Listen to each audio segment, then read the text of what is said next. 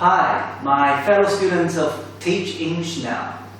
This micro lesson assignment is for the course of Second Language Reading, Writing and Grammar. Let's begin. Good morning everyone. Welcome to Reading and Writing course again. As we know, this week we focus on how to write a narrative. We briefly talked about what a narrative is and some common features of a narrative. Can anyone give us a quick review? Sam, please. Excellent, Sam. Please sit down. Yes, let's have a look. Now, as we know, a narrative is usually composed of three parts: the introduction, the body, and the conclusion. Now, in the introduction, usually the author gives us the setting and the characters of the story, their time, place, and the people involved. And in the second part, the body, the writer often gives us a clear account of what happened, the main event, and includes some vivid descriptions of details such as feelings, images, actions, thoughts, facial expressions, etc. And in the final part of a narrative, which is the conclusion, the writer usually gives a final thought to the story. This is the structure of a narrative.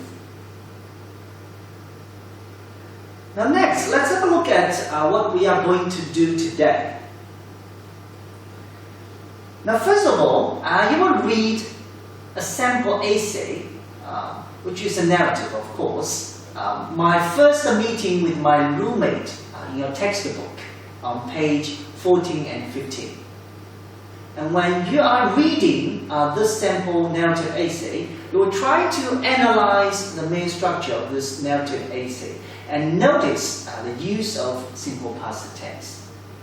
And finally, of course, you will learn to write a narrative essay titled My Most Embarrassing Experience with the structure you learn from the sample essay.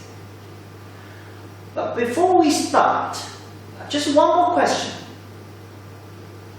Can anybody tell me what good writing is?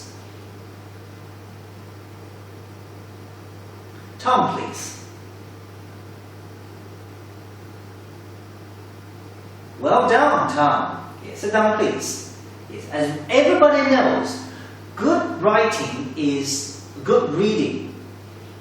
Good writing is good thinking. And good writing is good speaking. Now, we all learn writing from reading first. So now next, let's read the sample narrative essay. I would like you to read the first paragraph. And when you are reading the first paragraph, please highlight all the verbs in the simple past tense. And also think about what is discussed from the viewpoint of narrative writing.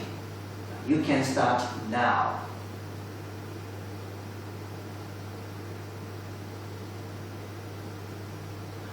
Okay, thanks. Yeah, we start here.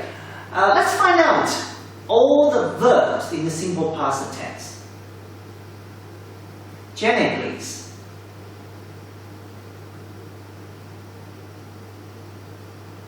Precisely. Thanks, Jenny.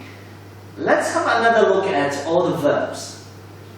They are was, got, was again, searched, got again, and was again. Now when we are looking at these verbs in the simple past tense, we can conclude that in active writing, we usually use the simple past tense. And I hope that you can pay particular attention to the verbs, especially these character forms of irregular verbs. I will give you a list later. Now next, let's talk about what is discussed exactly in the first paragraph. Yeah, Lily, please.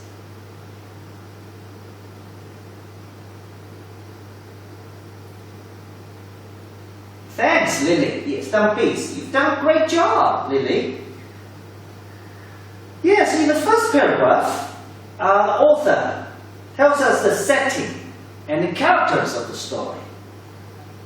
To be exact, they are time, my first day, place at the university, and people involved.